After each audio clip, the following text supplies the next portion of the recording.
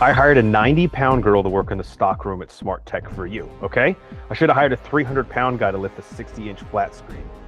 Welcome in to the Bro 4 Squad podcast, where we are just a bunch of bros drinking beer and talking movies. This is episode 245, and I'm your host, the mayor, Jeff Hornacek. Before we get into the movie discussion tonight, let's go around and meet my co-host, our legal counsel, Ronnie Cycli. All right, Ronnie, the latest Mission Impossible movie is called Mission Impossible, Final Reckoning.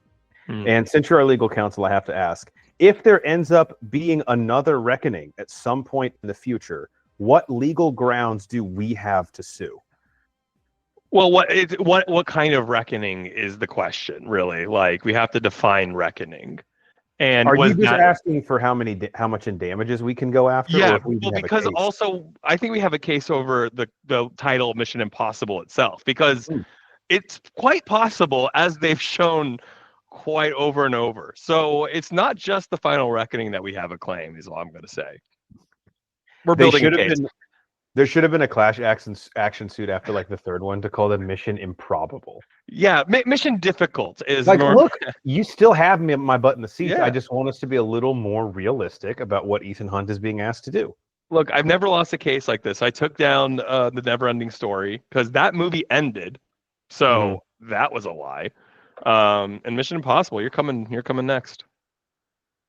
As a kid, yeah, it's funny. The Never-Ending Story, runtime 81 minutes. Well, that doesn't feel correct. You know what's funny about that, though? As a kid, I felt like, because I was prepared for it by the name, I generally felt like the movie was going to be so long. I really do remember that.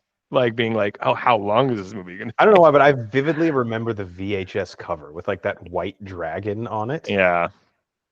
You know what? That might be a commentary. I don't think I've seen that movie since I was a Just kid. go back and like dive right into it with only our like 8-year-old memories. Yeah. I mean, it's a cult classic, that's for sure. I want to be in that cult for sure. All right, guys, here on the Bro 4 Squad podcast, we start every episode off with the most important thing in any bro's life. And as you guys know, that is chest day. Got to work the important muscles.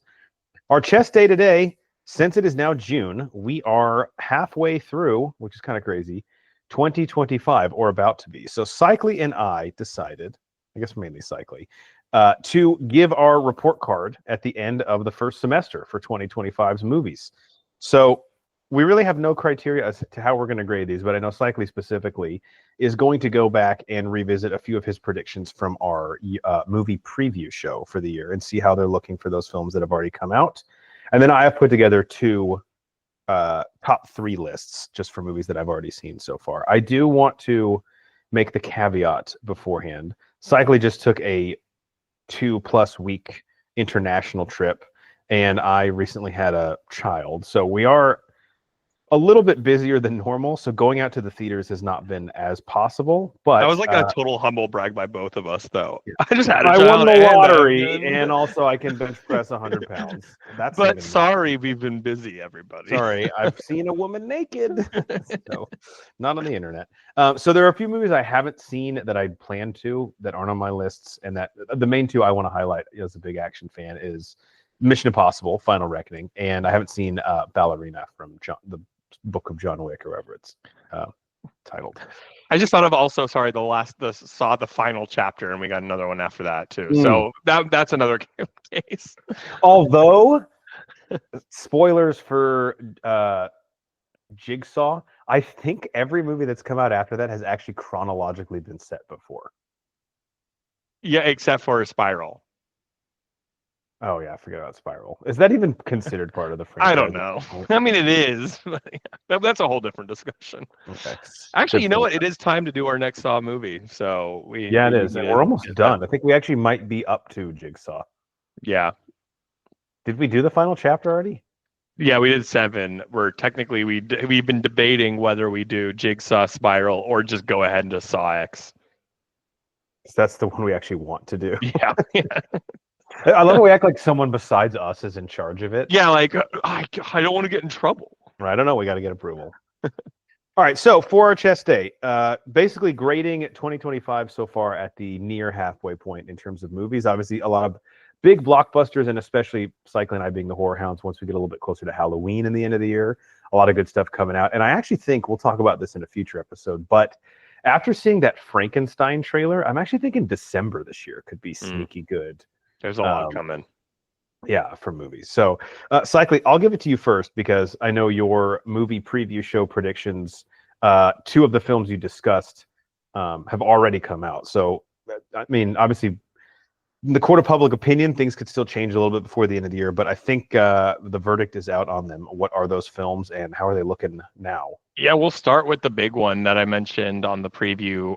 Was Sinners, Michael B. Jordan, Ryan Coogler's movie, Haley Steinfeld. I think we didn't know much about this, right? Other than the kind of the plot, I'm shocked you even had it on one of your lists because totally came from well, I was intrigued by Ryan Coogler and a big Michael B. Jordan fan, and then tackling a semi-horror like film. And the concept of the film at the time, I think I said, was 2 brothers return to their home, and so something supernatural or something is wrong, right? Like it just was mysterious and dark and we didn't know by forces at the time, right?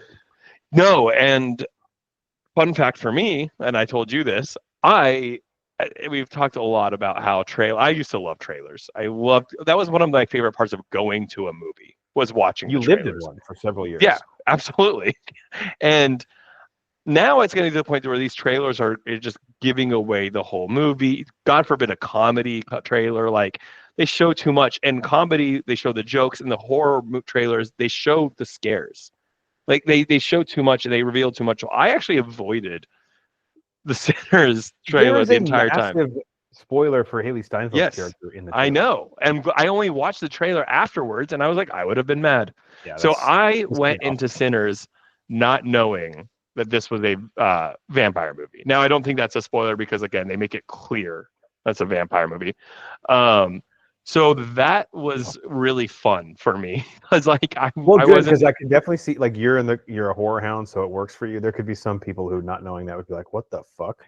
It took me a second to be like, is this what they're doing? Is this a vampire movie? I wasn't sure what the symbolism was going to be, especially being down in the bayou and all that kind of stuff. But first I'll say is that I think the cast was fantastic. Michael E. Jordan, he was definitive as his 2 characters, in a great way. I felt like obviously they gave each one a different color, but that's hard to do. Because he has to basically act alongside. He's obviously not there to play off of. So I thought that must have done incredible. Yeah, and the differences he gave each character was subtle, and the point of it was so believable they were twin brothers. That they are identical, but they have just slight differences. And Haley Steinfeld, man, I think she awoke a lot of things in a lot of guys and girls probably in this movie. I don't even want to read the Reddit comments because I'm sure there's yeah. I think so. What's funny is I actually consider this I think I made a joke to you about this. On the review, I think we've had elevated horror and now we're getting sexy horror between this and Nosferatu, and we're especially with the vampires, man. Vampires make people horny. Vampires are sexy when you really think about it. So, my biggest takeaway from the film, though, and I think a lot of people, I think this was, I will happily take credit for being accurate about my most anticipated. I think was this, and the reviews have been through the roof, and the feedback and the reception this movie has gotten is through the roof. And it was a slow grind. It was definitely word of mouth. I think the first week or so, people were just oh wow, and then told everyone about it. But it is one of those movies I could see the second weekend being higher grossing than the first. Yeah, because the second you hear about it, you're like, wait, what is this? The funniest part about it is this is almost a musical. I mean, it's not, but it almost is. It borders that line because music is such a key element of the film. And I gotta say, the music is fantastic. It is so well done. I genuinely was enjoying it. I actually, on the drive home, put on the soundtrack. And there's one scene to me that really, I told you, it's in the middle of the film. It's kind of the music transcends time. Hmm. and you're seeing like societies over history, like dance, and it really made me feel like, I know this sounds a little cliche, but like almost music is in itself is like vampire-esque. It can be immortal. It can Yeah, it lives transport forever. your soul. It can probably lead you in the wrong direction, lead you the right direction.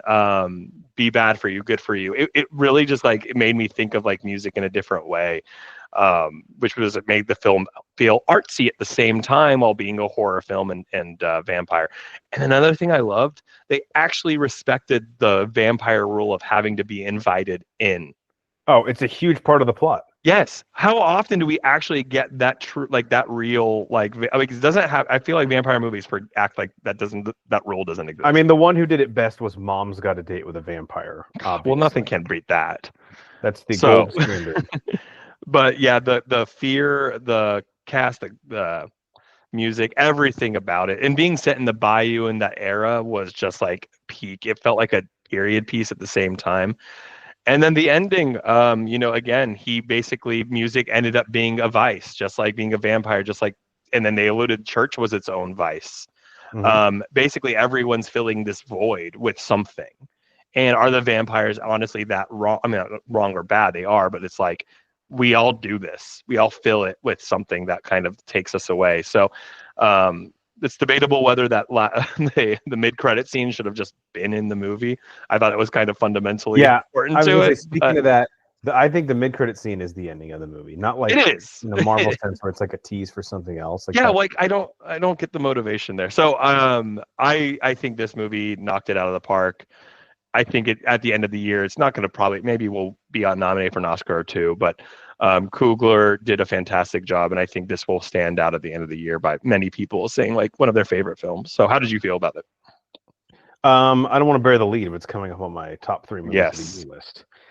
Yeah, I mean, it was incredible and very unexpected in terms of like, not that Ryan Coogler made an incredible movie, but like you said, in terms of him dipping into genre and then blending it with being a period piece. So it had a lot to say, but also even if you just take it at face value as just a fun, like gory, intense vampire movie, it's Hmm. awesome. And then it also does the thing that I'm a sucker for. I'm a sucker for really two things: Yeah. heist movies and movies that take place in one night.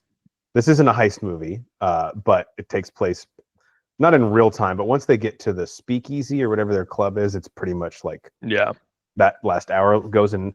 I just think it movies that do that, you just really feel like tension more because it's like things are happening to you in Yeah. the same pace they are with the characters. And I thought that worked really, really well. And like you said, the way that it creatively used music, and not in like a corny sense with like a musical where it's like the characters stop and they all have this Yeah. dance routine at East High that they all know. It's like, no, one of the characters is a musician and he's actually having a big internal struggle with that. And then on top of that, like he has an incredible ability and gift that plays really well into the plot, and then Yeah. obviously the epilogue as well. So I mean, it's hard to be surprised after so many people gave it positive word of mouth, but it still exceeded my pretty high expectations when I went in and saw it.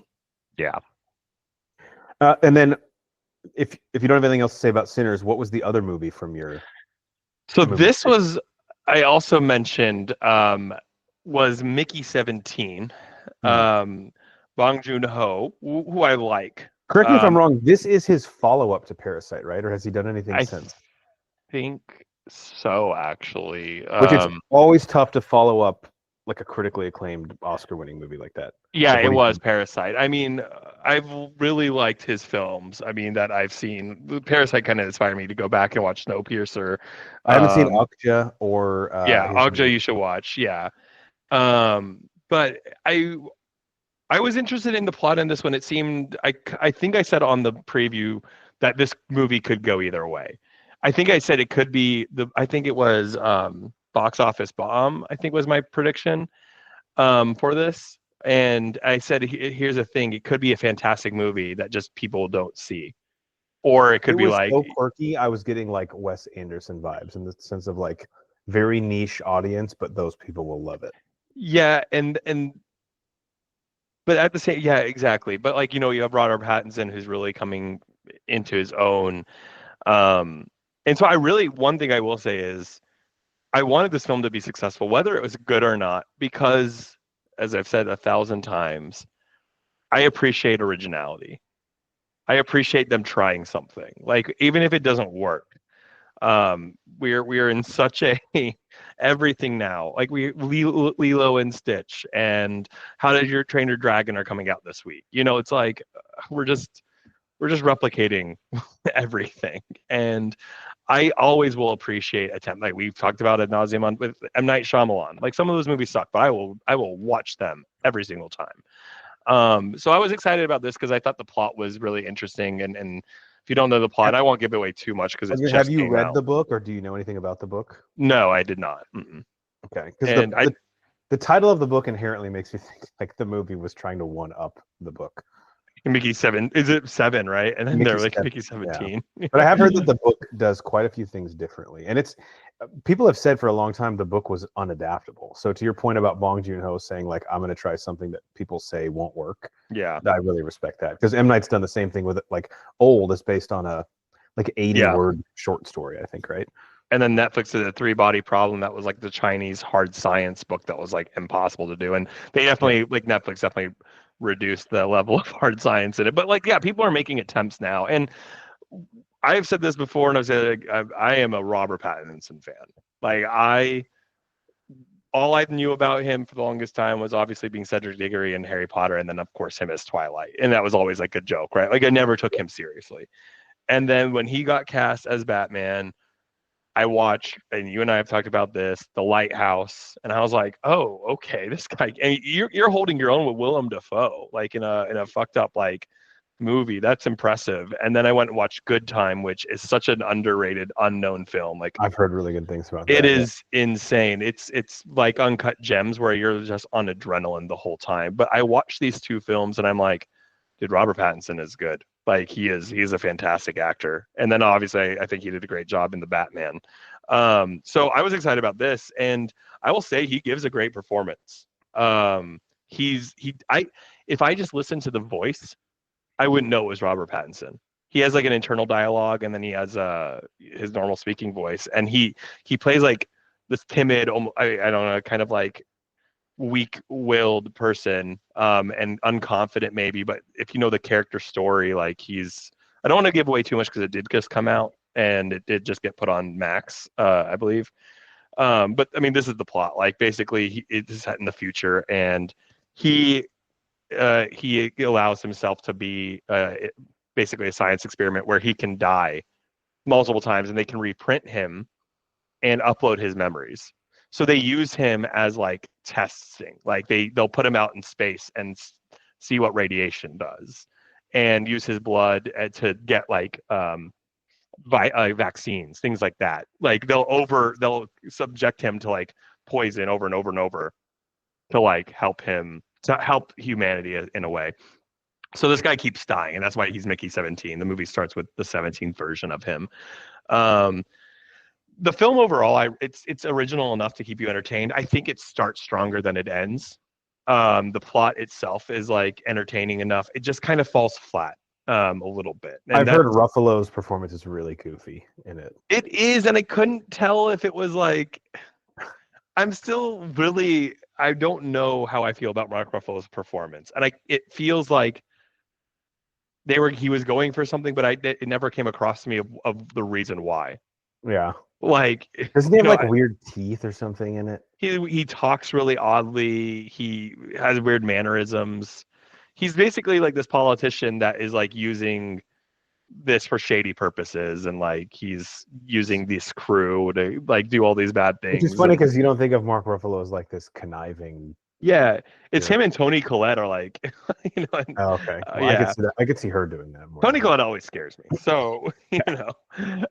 But I think the film is worth watching. I don't think it does anything at the end of the day, considering what like Bong Joon-ho is known for. Like it doesn't. I don't think it's going to be quite the memorable film compared to a lot of his others. But if you're looking for something that has decent action, decent story, good acting, and you're just wanting something original, like I would absolutely recommend this. I think for me though, it kind of was just like it was a good movie, and you know what? Sometimes that's okay. It doesn't need to wow me, and I don't need to think about it again. Yeah, I did see it was on Max, so I will check it out at some point. I am prepared for the weirdness now after reading and hearing a few things, so I don't think it'll catch me by surprise. But I do think I was accurate again on. I'm never right on the previews show, so I'm taking my Well, wins none when of I us can are. get it. Yeah, I think it absolutely. was. I don't think it did too well in the box office. So Yeah, this again, a very eclectic type movie, so it's like people going in droves to see it in theaters is probably not going to happen. Although the budget, Bong Joon-ho is usually pretty economical with his budgets. yeah, it looks like it's got 132 million worth worldwide against a reported 118 million production budget, not including marketing. So It probably needs another 20 or so million to yeah, break even. Again, movies like this don't have like a massive P&A, I feel yeah. like. Deadline making 17 bombs and 19 million. So I got two right for once. So I feel very proud of myself. I'm gonna buy myself an ice cream cone. That might be more than the rest of us combined. Two correct? Ever though. Oh, yeah, that is true. And then we still have half the year left. So at the end of the year, we always go back and revisit these. I don't know the episode number for it, but if you just search our channel for 2025 movie preview, it'll come up and you can see how fucking stupid the rest of us were. All right, I put together. Do you have anything else before I? Yeah, but one of them is one you've watched, sorry. so I can hold on to it. Okay. So just chime in with that then whenever I get to it, or we can do it in protein shake if it doesn't come up here. I did my top 3 movies of the year, and one of these totally came out of nowhere for me, and then the other two, I actually think are going to stay there throughout the rest of the year, unless something again totally comes out of left field. My number 3 movie of the year, cyclically, I might be overhyping this, but this is like made for me, and it was the slasher. Although I would say it so far is probably the funniest movie I've seen this year as well, and that is Heart Eyes. Yep, Which that was my third one. okay, now I am the high man on this.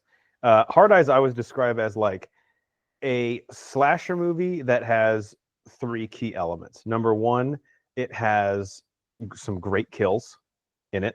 Number 2, it has a really cool mask on the killer and some interesting motivations. And then number 3, it does not take itself too seriously. Yeah, you absolutely can't.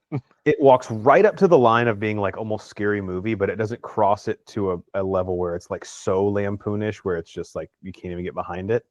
It is very self-aware, but its gags are like I think part of the enjoyment and not necessarily making fun of itself. So, what did you think of Hard Eyes? I'm probably higher on it than you were. I know I watched it after your recommendation, and I mean, again, you as long as you don't take the movie seriously and it doesn't take itself too seriously, I think you're gonna have a good time. Like you're not watching this again. We mentioned elevated horror, or like I'm not watching this because I Right. genuinely am getting scared from this. Like sometimes a movie can be fun. It makes me think of like that one time, again, another February slasher movie that we went and saw in college together, like My Bloody Valentine. Oh, yeah. Um, you See, know, that one was almost like too too comical. bad. Yeah, like that this one played it very well. There was only one time like some of the kills were ridiculous when they're hiding in the car and there's like that like couple like that's just banging in the back. They're like, Yeah. you can hang out here, that's fine.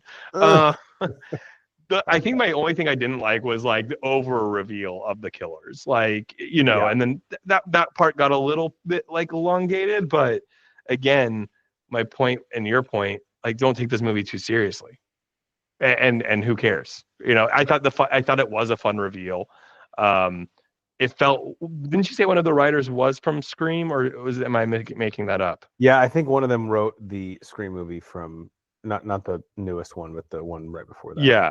And it felt like that. It felt like a Scream movie, but in a The main male lead but is anyway. in the newest or that Scream. Yeah, that's what I thought. So yeah, I agree with you completely. I think this would in my category of surprising movies too. I don't, again, because we're such horror hounds, sometimes I don't really pay attention to comic horror and comedy horror, and yeah, this was really fun. One little tease I'll have: Jordana Brewster is in it from the Fast and Furious movies, and she plays a cop. And there's a Hobbs and Yes. Shaw joke, which is so meta. I So almost funny. can't handle it. It was so funny. Your names are Hobbs and Shaw.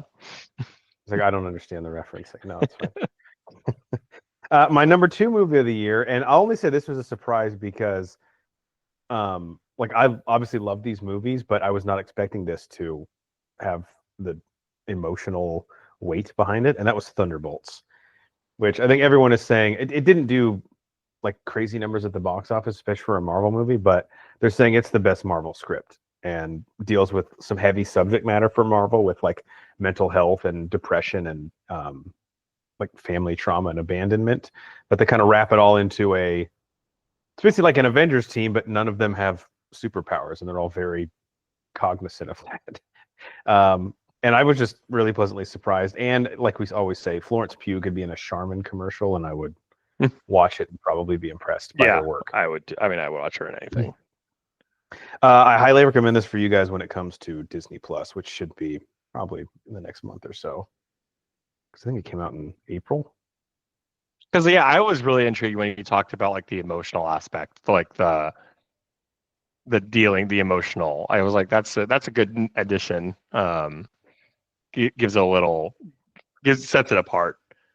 I mean, you could take out like the superheroes in this, and it feels like almost an A24 script. There's really like nothing in it that you're like, oh, that's ridiculous. And then my number one movie, we don't talk about too much because we already did, but Sinners. I knew you were going to bring it up, and I was hesitant to talk about it, but I'm not going to not make it my number one and punish it for being on your preview. Yeah. This is one already has a Brosker nom, our award show for best movie.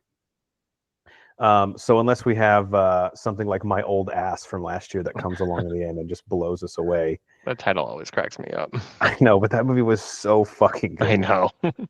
Oh, I cried. I multiple times cried. 100%. Not even ashamed of it. All right, I put together a list of 3 movies that surprised me. Now, 2 of these are ones. One of them is one that like I literally watched to make fun of it, and I was like, that actually is pretty good.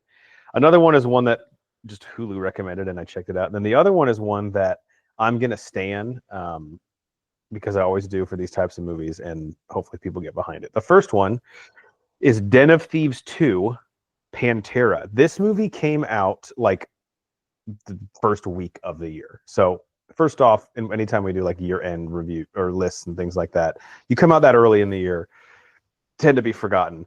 Cycly, have you seen the first Den of Thieves? I did not. No. Okay. It's basically like Ocean's 11, but it thinks it's Ocean's 11, and because it thinks it's Ocean's 11, it's not. The first one. I mean, the cast itself is incredible, so. Absolutely, yes. This one, every time that I was expecting the movie to just be super ridiculous, it somehow surprised me and didn't go there. It's way too long. I think it's like 2 hours and 5 minutes. And O'Shea Jackson Jr., his performance seemingly gets worse every scene that he's in.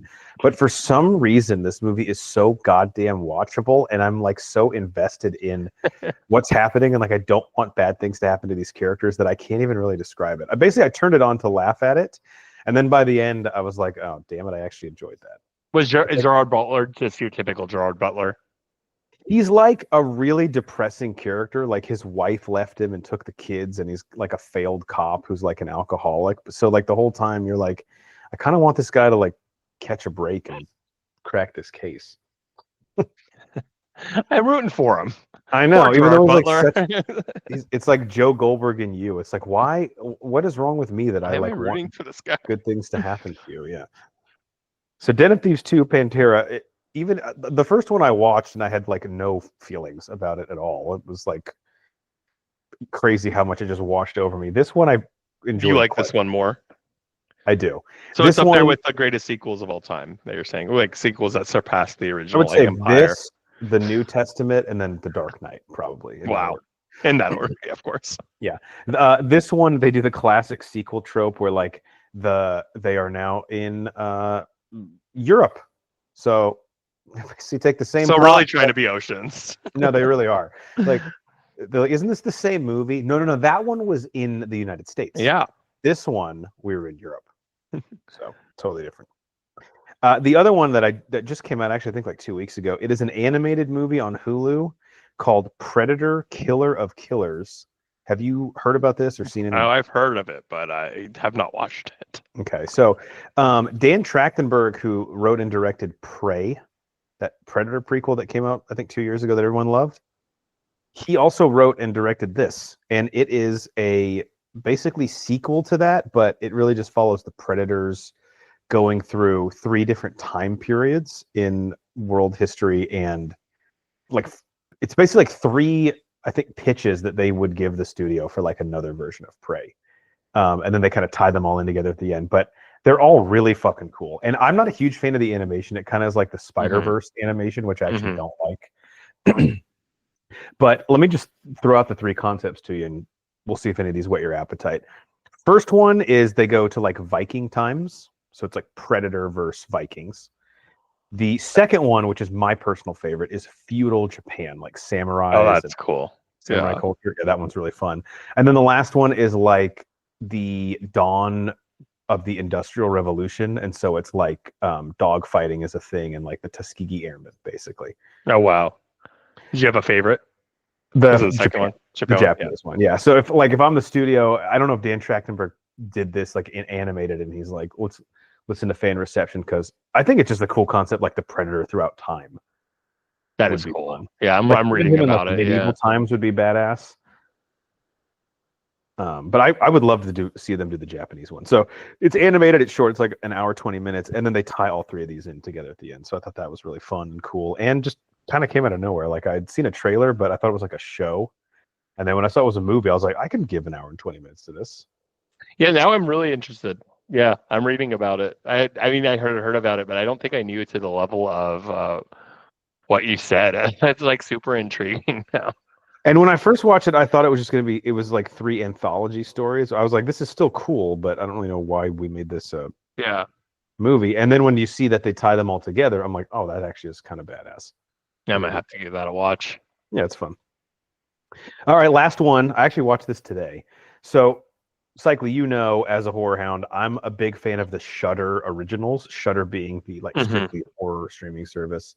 They put a lot of quality original content out there. It always looks really, really good. Like visually, it's not televisual. It looks like very high production value. And they have some really interesting script ideas. Like not everything hits. It's very similar to like the M. Night Shyamalan philosophy, where when you take a lot of big swings, you're going to come up empty frequently. But they just get horror, I think. Whether it's like elevated horror, like you said, whether it's like the voyeuristic horror, which you and I are fans of, like the Screen Life, or like the people filming it, or in this case, back to one of my favorites, the slasher. And Clown in a Cornfield is you had me at the title. Yeah, that's basically the title. Also works as the synopsis. What about? Well, it's a clown. Yeah, the guy at the pitch meeting is like, this should be quick because the title is the pitch. So I don't feel like I need to waste anybody's time. Similar to Heart Eyes, although I will say less comedic, a little more self-serious. And the reveal at the end is kind of similar to how a lot of these slashers do it, but I kind of like it. It's a pretty decent little twist. So if you're a fan of the slasher like genre, this one is right down your alley. Lots of great kills. And okay, some very slight spoiler for Clown in the Cornfield. Skip ahead 30 seconds if you don't want any. Is there a clown? There is. And there is a cornfield. But the movie, you start to think it might be something supernatural, which I was like, I'm out if that's the case. Don't worry, it is not in the slightest bit supernatural. Wow. So it kind of redeemed itself. I wouldn't want a clown in a cornfield to be supernatural. I was getting worried halfway through. I was like, look, this movie is airtight. So if you get ridiculous. I'm intrigued. I'm adding this one to the list too. You said it's on Shudder? It is. I watch it at my local library, though. It was a great library. Yeah, it was awkward because there were kids there, and they were like, there's a lot of graphic violence in this. Can you turn it off? No, I can't. Sorry. Library rules. Like, no, I work at the library, though, so I know that's not the... All right, that's all I got for 2025 so far, Cycly. Anything else you want to... No, mention? I thought you had some, like, didn't you really quickly want to say what movies have sucked? Yeah, I did. Briefly. You can just mention them, yeah. So I was looking through, like, because one of our Brosker categories is best comedy, and that has been, I think we've almost talked about, like, phasing it out recently, like, because there's not enough... There's no comedies anymore. Yeah, and You're Cordially Invited, which came out at the beginning of the year this year with Will Ferrell and oh my God, Legally Blonde. Reese Witherspoon. I was very excited for. It was really rough, and I hate to say this because he's a legend, and we're gonna hang his jersey up from the all-time rafters. But I think Will Ferrell's cooked. Is he? He's Michael Jordan on the Wizards. Yeah, exactly. That's a great analogy. We've been saying it for a few years, but he drafted Kwame Brown, basically. If you Google this movie, the poster for it is just, it's just so bad. Like, what is this poster? Like, did Will Ferrell or Reese Witherspoon sign off on this poster? Him bear hugging a crocodile from the back, and she's just like, "Oh, what is happening?" You can buy the poster for $17.98 on eBay. That's a steal. I kind of want this now in my room. We should have you should have a room dedicated to the worst movies I've ever seen. That and Bikini Hackers. Actually, don't fucking put that idea in my head. I'm surprised I've never even tried to buy you a Bikini Hackers poster. Now you have a good Flag Day idea for me. Yeah. So that one, and then another movie that I'm just tired of this subgenre as well, Love Hurts, with Ke Huy Quan, and I guess Marshawn Lynch is probably the other biggest star in it. Although the girl from In the Heights is in it, which is an interesting follow-up to that, because I think she got nominated for an Oscar for that movie. Basically, Cycling, you and I talked about this off-pod. I feel like we get one of these a year now, where it's the assassin guy who has been retired and gave up that life long ago, and then something happens that forces him back to kick ass again. Mm-hmm. It's just like, I understand that we always criticize Hollywood for not having any original ideas, but this is getting like out of control, man. Like, and that's what Love Hurts is, and it really has. What are we going to accomplish? It's we know where it's going, right? And I like Ke Huy Quan. I don't know if he's a leading man. Actually, I know he's not a leading man. Poor guy is asked to do like way too much here, and it was just like on paper 6 years ago. Yeah, this thing probably would have worked really well, but like, why are we even making this? I don't get it. So those are my two that sucked. Didn't really want to poo-poo them, but had to, we have to go a little bit negative. Can't just be all sunshine and rainbows. Yeah. All right, that brings us. Actually, I guess before we move on to Protein Shake, your overall assessment of 2025 so far. I got to be honest, I kind of like these years. I'll just call it what it is. Non-Avengers years for me. Mm-hmm. And Doomsday getting pushed back to December of next year even has me kind of more excited, because the non-Avengers years where I don't have like one movie that I'm looking forward to, I feel like I can judge the whole year like better. It's like a team concept instead of like one guy carrying the load for everything for me in terms of like my enjoyment or non-enjoyment of a movie year. Yeah, I think it's always hard because you're typically going to see the better movies always in the back half of a year. That's just your summer blockbusters and your Oscar-worthy movies are typically going to be late summer to December. This year, it feels like maybe quality over quantity. It doesn't feel like a lot of the movies. It really has excited people outside of the even like other than Sinners really is I think the movie that's been talked about the most. Even Mission Impossible. I mean, I think people like the Mission Impossible movies, but they're not doing anything anymore that's like, my parents went and saw it and they were both like, it's just like another Mission Impossible. Yeah. I just think it was really. I honestly think without Sinners, like it's just been a lot of just like meh movies. Not saying they're, again, going back to Mickey 17, doesn't mean that's bad. Doesn't mean like you have to have everyone be a great movie.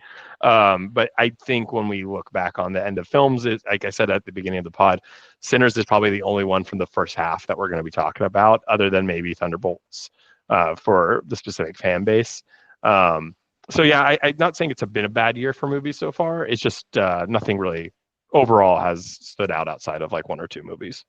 I will say, I don't know if it's desensitivity, but kind of like you said with your parents' thoughts on Mission Impossible, but we'd have to talk to Brian about this because he's the real fan of this. But like, not only have I not seen the new Jurassic Park movie, I have I have no desire. If you would have told me 15 years ago that a Jurassic Park movie would come out and it would be so far off my radar that I wouldn't even go see it at all, I'd be like, you're crazy. I couldn't even finish the last one. I just had no motive. Not because it sucked. I wasn't like, wow, this movie's terrible. I literally just had no motivation.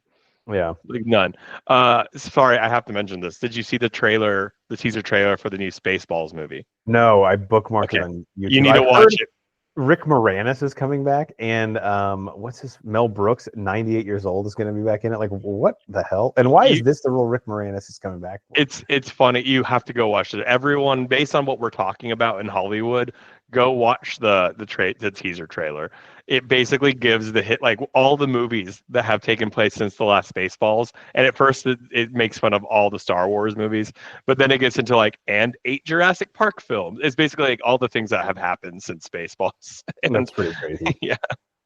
Yeah, I saw that came out, and at first I thought it was fake, and then I saw a bunch of different like reputable YouTube channels had posted it, so I was like, okay, Yeah.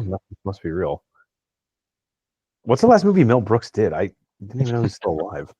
He's at the end of the video. He talks at the end of the trailer. That's awesome. All right, well, we're almost halfway through 2025, so it'll be an interesting, like you said, Cycly, the latter half is usually pretty backloaded, so things should get interesting. All right, on to our protein shake. We're going around and talk about what's in our cup, also known as what have we watched lately. I have a few things real quick I just want to plug because we have movie commentaries out for them. Then I'll toss it over to you.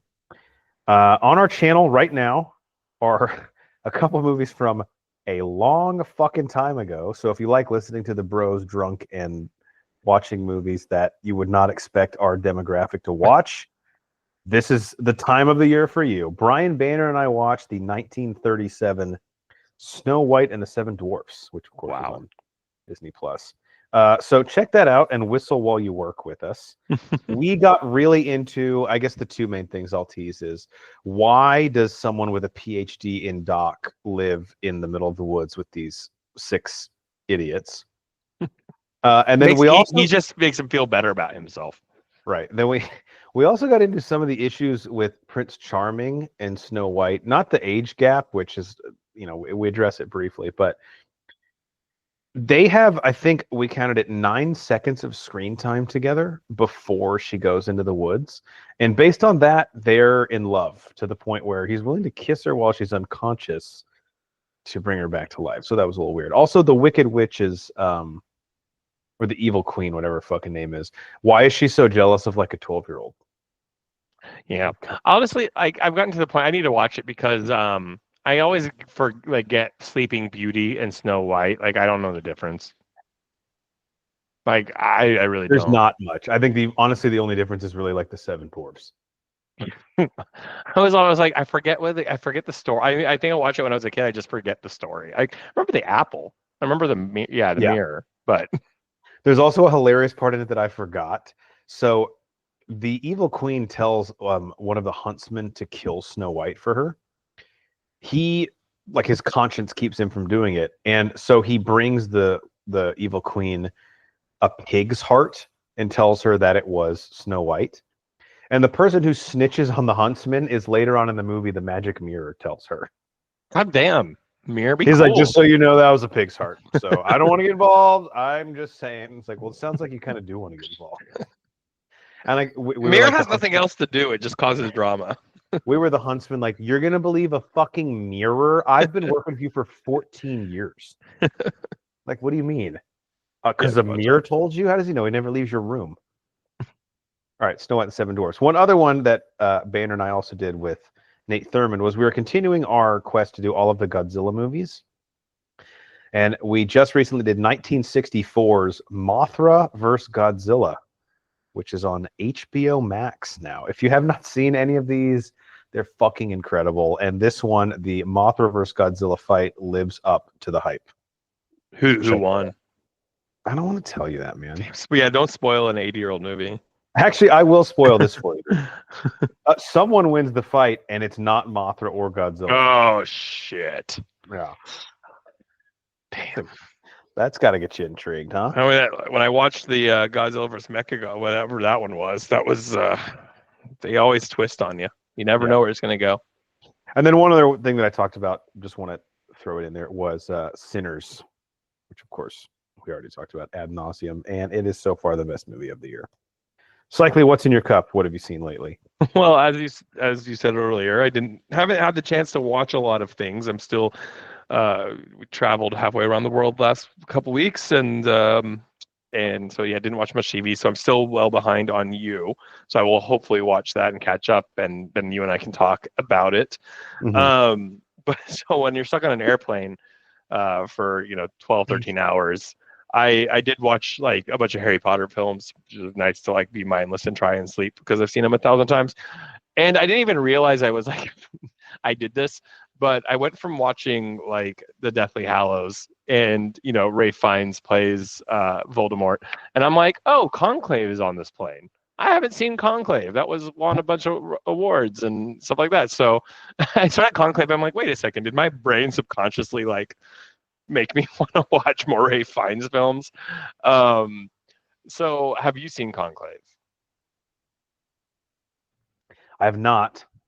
I'm very interested. The cast is incredible, right? We got Lithgow. We have Stanley Tucci. Yeah. I think I know how it ends, though, just based on people's reactions. Again, anytime you're on a plane, I feel like it kind of, I don't know, sometimes it makes me enjoy films in a different way than maybe, or sometimes maybe not enjoy films in a different way. I agree, because I watched Independence Day Resurgence on a plane. No, that's the only way to watch that movie. Right. I really like this movie. I really did. I wouldn't say I came away from it being like, that's one of the greatest films I've ever seen, that deserves Oscars. It did its job of, one, keeping me entertained for 2 hours on a plane. Like, it kept my attention the whole time. The cast, as you mentioned, is phenomenal. Ralph Fiennes and Stanley Tucci, John Lithgow. And it's obviously, when you have a movie about like Catholic priests and cardinals, and it's not going to be like this like violent, high action, movie. So like the ability for it to keep you engaged and entertained, again, because I think of the performances, the writing was well done, and I was very much like involved in the mystery of the conclave, about the process. Obviously it's topical right now because there was, just elected a new pope. So it felt very perfect timing. The clashes within the church, the drama within the different priests, how priests align, and I think it gives a basically, what can be as much of a accurate background on how these conclaves work. Ralph Fiennes does just such an incredible job, and the film ended in a different way than I expected. Multiple times I thought it was going to go in one direction, and it didn't. I didn't hate the ending by any means. I actually really liked it. I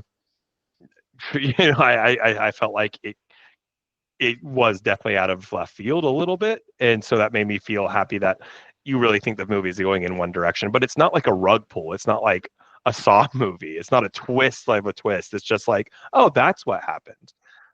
So I really recommend the film, especially if you're interested in that genre. If political thriller, I guess, is probably the closest you can say it is. The cast alone is worth it. Yeah, like you said, the concept of it could end up being like, if it's it seems like it has to be like a dialogue heavy movie. If done not correctly, and if the performances aren't like really kinetic, you could be watching it like, oh my God, bro, this is like a poor, like the movie Fences, which is a stage play that they adapted to the screen and just didn't work for me because it's all dialogue. This could feel the same way. So I'm glad to hear with with Lithgow, Fiennes, and Tucci. Stanley Tucci's so underrated, I feel like. Yeah. I was pretty excited for this. I think it's on Peacock now, actually. I'd be interested in your take, like growing up in the Catholic Church, like I do feel like, yeah, it genuinely could have been quickly really boring. And if you just see, the movie's about the bishops and the cardinals electing a new pope, and you're like, okay, that doesn't sound fun. But there's enough intrigue, again, and it keeps it based in like, reality. Like the intrigue is very genuine intrigue. And Ralph Fiennes is basically like the manager of the conclave, and he's dealing with just the drama that goes along with like every one of these cardinals. Yeah, but except because they're cardinals, they can't act like they want it. Like, oh no, I couldn't be pope, but they're all like vying for it. Right. So, does it take place in modern times? Yes. Yeah, it takes place literally like, around, I don't know if it has a specific year, but takes place in modern times. Yeah, it's definitely on my list. I will watch it soon. It's worth it. I know. Speaking of synergy here, you went from this is all connected. You went from Harry Potter, Ray Fiennes, to Yeah, Conclave, yeah. Ray Fiennes, to what was next on your list after watching the Pope-centric movie? Again, you just can't predict where being on an airplane for so long is going to take you. So then I watched The Two Popes, which is The based on a true story. Like you're the type Of of guy where when Netflix after a movie says you might like, you say audibly, you know what, I think I will like that actually. you know what, I'm very interested now in the Pope drama.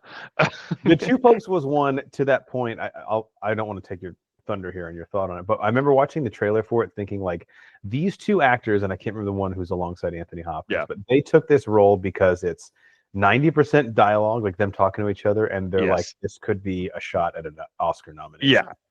And so this one I was actually, so if you think if based on the plot that Conclave would be boring just because of that, and it's not, I really felt like, well, how entertaining can the two popes be? So it's based on the true story of Pope Benedict's resignation. Well, really, it's like the last 2 years of Pope Benedict serving, and Pope Francis, who is a cardinal, is vastly different than Benedict. They have this like weird relationship, but not really. And then basically Francis wants to retire. And Benedict confides in him that he's retiring, and it like the movie goes on their relationship, and it's Jonathan Pryce is Francis, and most people will know him as the High Septon in Game of Thrones, and he does a great. So it's kind of funny because seeing him again in a religious leading role. He does it well. The casting is phenomenal, actually. If you think of like what Pope Francis and Pope Benedict look like, I just looked up Jonathan Pryce, and he looked exactly. Yeah, like I think it is Pope Francis. So, this again concept seems really boring. I was surprised genuinely in the charm and the kind of the like relationship these two characters or these two people who don't see eye to eye, and they very much have honest open conversation in the film about the difference in the views of like their religion and their beliefs and how it works. And if you want to break down the history of the popes, like right, Benedict was considered quite conservative, old school, and Francis was considered much more liberal and open. And they have a lot of dialogue and they get into arguments, and but the genuine relationship, the way it grows, that you would have never really like thought they would be together. So I really enjoyed the film. I did not think I would, but Anthony Hopkins and it's just the performance. Like it almost goes back to like The Lighthouse. Like you have good actors, you don't need everything else. Like they're telling a story, and yeah, I did not think I'd watch two Pope-related movies on an airplane, but like, here we are. The flight lands, and your wife's like, "So what did you watch on the plane?" Like, I'd rather not. I'm like, I'm Catholic now, actually. Wow, a lot happened on first class has changed. Yes. Oh my gosh, there is I get a baptism. Yeah, for real. Super. We're like Shiite Catholics now. Yeah, shit. All right. Anything else you've seen? No, that's about it. A lot of dogs in Armenia. That's what I saw. Cute ones. Yes, For they were sure. amazing. The only two things that I did watch, I'm actually going to put off till next episode, because one of them I actually think you and I should do an entire protein shake on, and that is this last season, season 7 of Black Mirror. You finished the whole thing, right? Yeah, I did. Yeah, because I know you jumped around with episodes, but you would. Yeah, I didn't watch it in order, but with Black Mirror, you don't really have to. Right. Yeah. Okay. Yeah. Are you done? I finished it. Yeah, you finished it. Okay. So I guess we can just tease this, because I think it would be. We don't have to talk about every episode of it, but I do think there's a few that we could have some pretty interesting conversations on. And I don't think it necessitates like a full review, but maybe next protein shake we can. Yeah. Just day. What were your thoughts on this season overall? I think it was better than the last season, for sure. I think they kind of did a mix of like every other one was dark and one was light. Like every other episode they did that, and it gets hard, I think, sometimes for him to fulfill our expectations of what Black Mirror was when it first came on. Like this just like raw emotional It gut was punch. so intense when it first started, and I actually don't think number one that's sustainable, and number two, even though we say we want that, like we can't handle that. It's give me one or two like that maybe a season, but it's really it's like again M. Night Shyamalan. It's like it's unfair almost to ask for these insane original stories that like punch you in the face at the end. So I think actually a couple episodes did that this time, and there was also really nice like emotional episodes. I didn't. I don't think I hated an episode. There was some like I felt were weaker, but this the first time in like 2 or 3 seasons I genuinely liked Mhm. everyone. And of course, you know I'm a big sucker for USS Callister, so it was fun to see a sequel to that. And like we didn't need a This sequel has. necessarily, but like it was fun. Have they ever done a sequel before this season? Because they technically did two this season. No, they've done references like the Black Mirror universe. Yeah. But yeah, like yeah, I don't think we needed the USS Callister too. But I still liked it. It was fun getting to revisit those characters. Now I'm looking at the episode list, and I actually, no wait, Plaything. Okay, so Plaything was the one with Will Poulter. It was basically the sequel to. Um. Oh yeah, that one. Okay, so my two favorite episodes were probably Eulogy, the Paul Giamatti one, That and was then that one. Plaything, just because that one was probably the most emotional. I think. Yeah, Although that hit hard. the oh my god, the first one, Rashida Jones, hers was really emotional too. That one was that was emotional, but in like the dark Black Mirror way. Yeah, Like I was like I just didn't. I was depressed after that episode. I again, not every episode fits into this, but like if you had to say, was there a theme to the season? Obviously, they're all anthologies, but I think like mortality or like the fragility of our life was kind of a theme here. Like Hotel Reverie touches on it. Common People with Rashida Jones, Eulogy, it's like very heavily plays into that. The only one I think the weakest one, in my opinion, the weakest one was like what Bette Noir. The one where she works at like the candy company. Yeah, but so here's the thing though. Yeah, I like that one for the gaslighting. It made me so intrigued in the story. Mm-hmm. I kept thinking like AI, like she's fucking with, like she's messing with people's faces with AI or something, and getting her to think she's crazy and gaslighting her. And then the reveal, I was like, wait, what? The reveal is so bad. Everything else is bad. great, though. I know. That's why it's like I would say that's the least. I didn't hate it because I actually enjoyed the majority of it. And did you know that Netflix the episode gaslights you? Some of us see it different. You know how the name of the fast food cat or whatever? Yeah.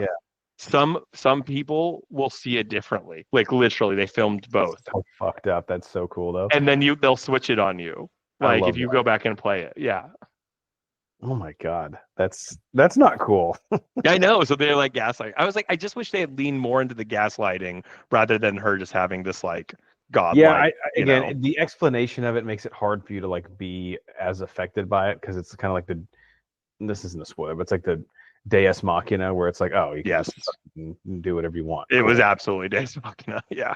So like they're like the little kid who's like, this is a Tyrannosaurus, but he also does teleport and he can time travel and fly. It's like, well, if he can do everything, then like what are we even doing here? Yeah. So yeah, we'll have to talk about that more in depth later. I don't have a ton to say about all the episodes, but the ones I do. Yeah, want to talk about it. We can do like that and you when I finish it next week. Perfect. Yeah, because that was the other thing I was going to say I watched, but definitely you and I are I think the only two people on pod. Does Brian watch you? Maybe at the beginning. I don't know about maybe now, but gosh, it feels like a marathon. Yeah, he's not cut out for it. Joe has worn him down. All right, that's all I had for a protein shake. You have anything else you want to talk about that you've seen? No. All right, that brings us to the last part of our show. Our Do You Even Lift, Bruh segment, which is our question and answer segment where we ask a question that we pose and leave you people with it at home to discuss and think about. The question today is, what are the bros' top 100 movies of all time? We have been counting these down for about 2 years now. The link to our top 100 lists, each of our respective lists, is at the top of the description for this episode. It's also at the top of our website, bro4squad.com. Cycling, before we continue our countdown tonight, we'll do one more movie each, our number 29 films. How would you describe these top 100 lists, because this is not like the top 100 best pieces of cinema or film. It's got a little bit of a different spin that's bro-centric, I would say. Yeah, we truly mean it's your favorite movies. And when we say your favorites, that means you get to define what makes it your favorite movie. Is it because it won a bunch of Oscars? Is it because it was art? Is it because it made you laugh so much? A movie that maybe you were in a dark time and watched and helped bring you out of it. It's truly yours. And so that way there's no argument that can be had. There's no way someone can say you're wrong or that you're right. It is only unique to you. And it's a fun activity because you get to revisit probably every film you've ever seen, and it's a long activity, but it's just really cool to do that. Yeah, absolutely. It's a movie that has any special place in your life or your filmography. And case in point, I'll just jump up a few here to show you how eclectic these lists are and how unique they are to us. And again, why this is an exercise that I highly encourage you to try to do at home. Cycli's number 36 film of all time was Requiem for a Dream. Very beautiful, heartbreaking film. Yeah. And then his number 35 film is Super Troopers. Yeah. So I watched that one like once in my life. That's it. But Requiem for a Dream, I start every morning. Yeah, as you should. God, that would be a really fucking depressing way to start your day. Well, what's the point of this sales call? I don't want to do anything. I'm going back to bed. All right, so the list will be updated by the time people look at this. So if you don't want to see what our number 29s are just yet, you can wait a second. But Cycly, your number 30 film was Donnie Darko, which was one that I remember we watched a ton in high school. Mm-hmm. Nate Thurman's number 30 was Whiplash. And Banner and Geiger have not gotten there yet, but mine was the Denis Villeneuve Prisoners. Great. So for you, what is one ahead of Donnie Darko at number 29 on your list of all time? This is the movie David Fincher's Seven with Brad Pitt, Morgan Freeman. Now, is it spelled S-E and then the number 7? Yeah, E-N? I think like, yes, that is like stylized. It's like the Kesha with the dollar sign. Like, does it need to be there? No. But it can be there. So I think it's technically in the poster it is written as like S-E-V-E-N. Okay, that's all. Put it yeah. But I think a lot of people do stylize it as like the 7 in the middle. This is one of the best like police partner detective serial killer movies I've ever seen. Clearly, it's so high on my list. But like obviously, if you haven't seen this, the plot is there's 7 deadly sins, and Brad Pitt is this young up and coming cop, and Morgan Freeman is the like older cop who does things a certain way. That kind of dynamic that you get in the 80s, right? Like this is a 90s movie, but like Brad Pitt alone did like 3 of these types of movies. But like so they're hunting a serial killer who appears at some point to be killing his victims represented by the 7 deadly sins. And so that like kind of, I love serial killer movie, like like mystery thrillers, who done it. But what I think I respect about the film too is they actually reveal Kevin Spacey as a killer. Like it's not a reveal at the end. Right. And Kevin Spacey, again, say what you will about him, don't have to talk about his controversies, but yeah, we're talking about the artist here. Fantastic performance in this. He is so like deliciously scary in this, like because he's so unsettling. He's not like this big, bulky, like angry, scary mask. He's just like this calm, like still presence, and it's just like, yeah, unsettling is probably the best word. The kills are insane, the deep meaning behind them, and God, the twist ending. I don't even know how to explain to someone. I don't want to give it away. I'm sure most people have seen it. I know the movie came out 30 years ago, but I'm sure I want some people to discover this scene because it would be such an unfair thing to discover with being told. But all you have to say is, "What's in the box? What's in the box?" You can never. Anytime a package comes, like one of us will be like, "What's in the box?" That's pretty good. But it's definitely like up there with one of the greatest crime dramas I've ever seen, and Man, I like every time I think like Silence of the Lambs, right? Like that's coming up on my list, and the Seven, and then why I was so disappointed by oh my gosh, what was last year's film that like played itself like it was going to be Silence of the Lambs? Um, Long legs. Long Legs, yeah, which I like, but again in a different way. But we don't get a lot of these like hunting a serial killer movies, and the serial killer is like really worth it and smart that we Right. get in like those movies. So yeah, absolutely love Seven. 100% recommend. Yeah, this was one. I mean, introduced me to David Fincher 4 years before Fight Club, and yeah, just a tour de force from Spacey. All the twists and turns you'd want. A really interesting concept. When did Silence of the Lambs come out? I don't know you referenced that. I think a few years before, like 2 or 3 years before. Okay. I mean, I like this movie much more than Silence of the Lambs. The Hannibal Lecter performance is, I think, a little more intense and like over the top. But this one, the like cat and mouse game with the serial killer, I think is better played. And like you said, the twist at the end is pretty iconic. The "what's in the box" line plays very. It's even if you haven't seen the movie, people still say that. Well, unlike most serial killer movies, like even in Silence of the Lambs, like Buffalo Bill isn't aware of how intense, like Jodie Foster, like Clarice, is like onto him, right? Like this movie, the serial killer is toying with the police, literally fucking with their personal lives, and that has a different element that we don't get a lot with serial killer movies. Like just that's an extra layer of just like, I know who you are, I don't give a shit, like I can get away with this, I'm that confident. Yeah, you get a sense of like no matter what the police do, like they're playing into his hands. Exactly. Yeah. There's no move that he's not anticipating. I actually need to rewatch Seven, man. I don't think I've seen that in like 25 years. It's so good. Brad Pitt is a great performance too, but Gwyneth Paltrow, I forgot she's in it, but yeah, him and Morgan Freeman. Yeah, no, I need to watch it again. I don't know. I'm sure it's small, but I'm looking at the cast list here. John C. McGinley, who plays Dr. Cox in Scrubs, is also in it. Oh, see, I don't even remember that. Probably a small role. I wonder if he was like just a cop or something. He had like a ton of like bit parts in really famous films. It has a 96 out of 100 on Real Good. Yeah, worth it. 8.6 on IMDb. Jeez. Nice.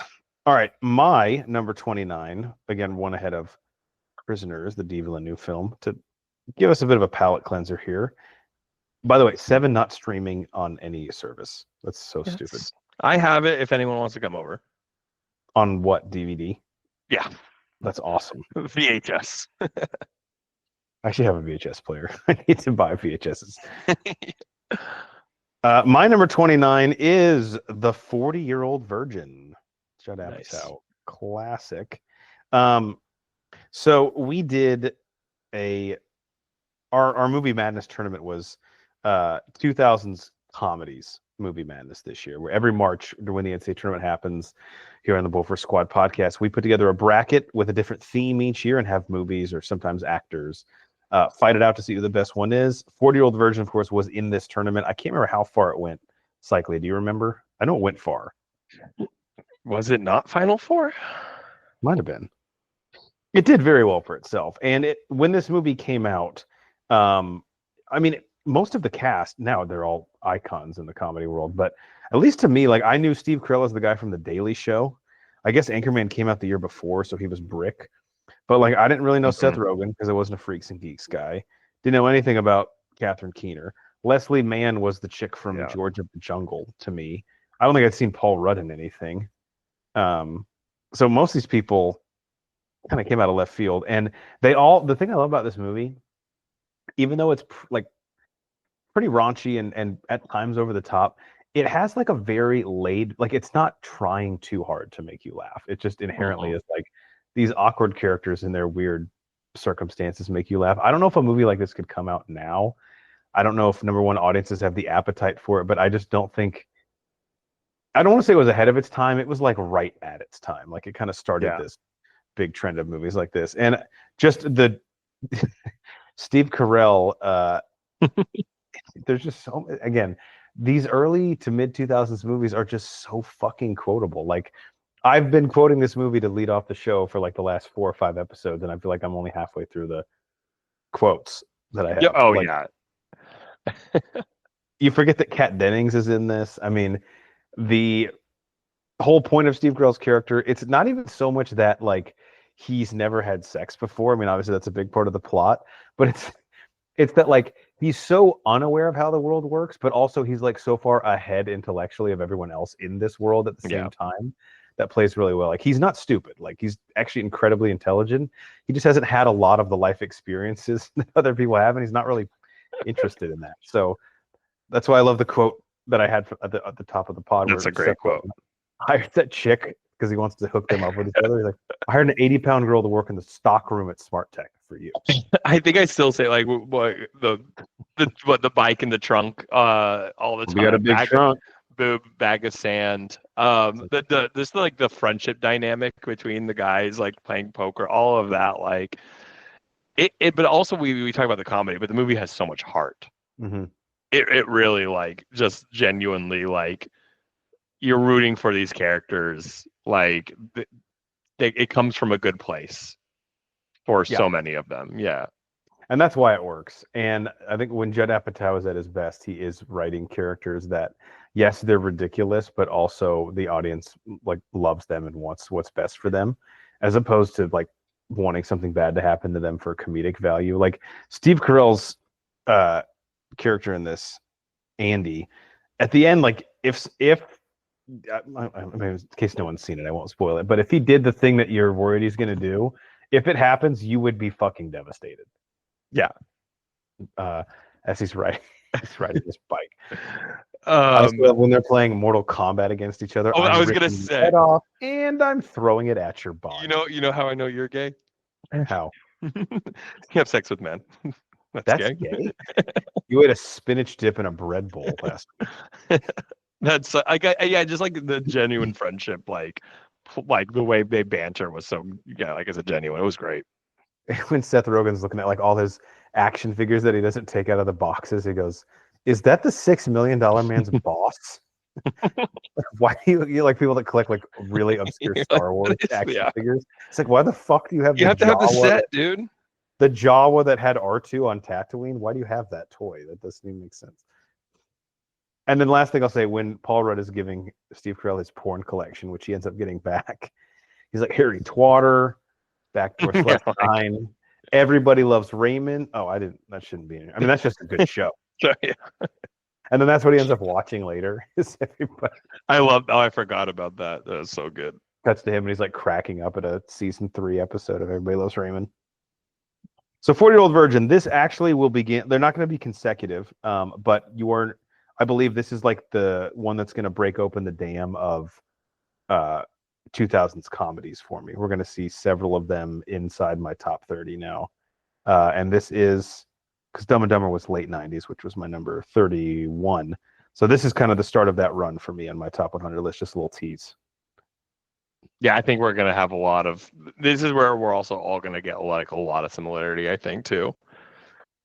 Yeah, it'll be interesting at the end. We'll have to find a way to like measure or look at like number one, how many movies we all had on our lists, and then how many movies we all had like within a certain range. I think there's been twice total that I think I have either with one with you and one with Nate, the exact same movie at the exact same number. I think is pretty insane if you think about it. Because we did not talk about this. Like, oh no, we put these lists together entirely independently. And if you think of all the movies that we've ever watched, for them to end up at the exact same spot is pretty crazy. Yeah, that's wild. Last thing I'll say, so like before we let people go, and I know I'm kind of putting you on the spot here, has any movie that you've seen since we've started this countdown about 2 years ago jumped into your top 100 and moved anything? That's a good question. I purposely have avoided changing the list once I solidified it. I think what probably would have been on there at some level is Dune 2. I just loved that. I think maybe one more. I'm trying to think off the top of my head. Like it's not. I think maybe, but like I just genuinely. I don't know if it's because we're getting older or nostalgia just is so impactful. Like it's really, I feel like it's getting harder for a movie. Like maybe percentage wise, there's just more movies.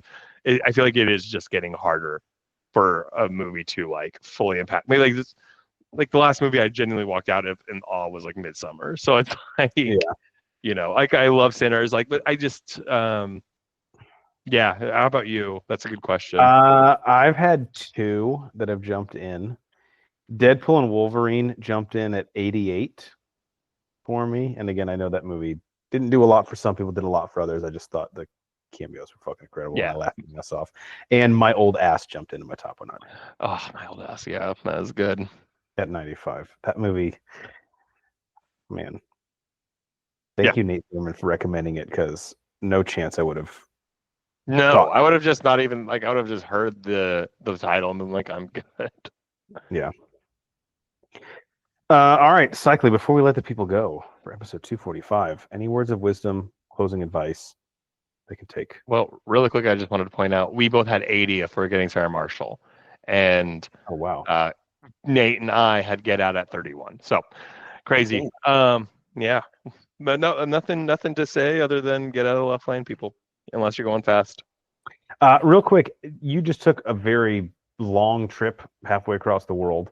Did you see any faux pas from people traveling at airports? I know a lot of times people do stupid shit or just don't know how to act. Did you witness any of that, or was it relatively smooth sailing? It was relatively smooth. Actually, funny that I got lucky. None of those random people taking their shoes off, putting their feet out. I got really lucky about that. For the most part, like, wow, that's funny that you mentioned that. Yeah, no, you were in first class half the time. Yeah, of course. Yeah, a little bit of a different demographic. It was like, you know, I was waiting for like it was like the Titanic. I was like, is there going to be room for people like us over here? I'm sorry, I don't want them over here. Everyone's walking by me as I sip champagne. Like, oh, you don't have any? No one, when they bring the hot towels, like you're gonna wipe my face with that, right? Like, no, sir, you do that on your own. Actually, no, it was hilarious because I absolutely acted like I did not know what I was doing half the time. I'm like, can I get this? They're like, yeah. I was like, oh, cool.